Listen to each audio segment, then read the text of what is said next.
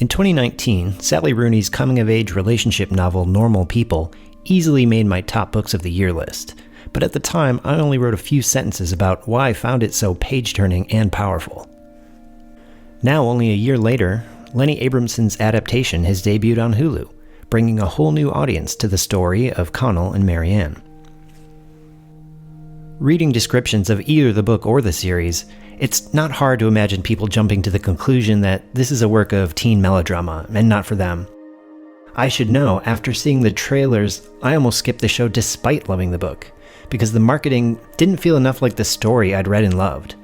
On the surface, the series appeared exactly like the sort of schmaltzy romance the book did such a good job dissecting. But I'm pleased to report that the show, like the book, achieved something much more special.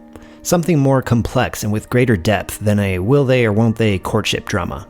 Though pretty quickly in, you find out they definitely will, then won't, then will again, a lot, on and off for years. Which is more to the point of the project. That's actually really hot. Sure, there's a bit of that youthful tendency for the characters to think every setback is earth-shattering, or to make basic relationship mistakes that frustrate the more mature among us to no end.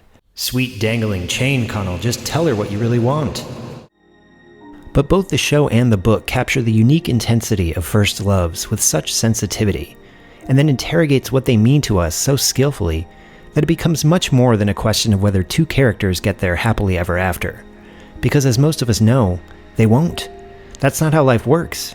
Rarely does a first great love become a lifelong one, even if at the time it feels like losing it means the end of the world.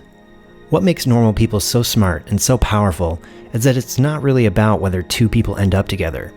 It's more interested in how certain people, whether loves or friends or family, or that one asshole you're not sure why anyone keeps inviting to parties, Jamie, these people leave their marks on us.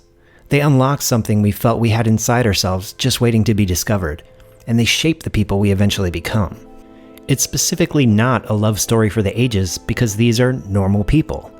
Normal people feel weird and misunderstood until finally someone sees us. Normal people fall in love for the first time, even if it's not always romantic love, and they feel changed, even if that love doesn't last, because it's normal to screw it up. And in most cases, normal people move on, past the loves and friendships lost, and toward an uncertain future, as best they know how. So just to make it perfectly clear, yes, I think you should read this book and or watch this show. But this week, let's discuss, who are the people that changed you the most, or set you on the course for who you are today? What parts of who you are now would you attribute to those past relationships? And how might you be different if you never had those people in your life?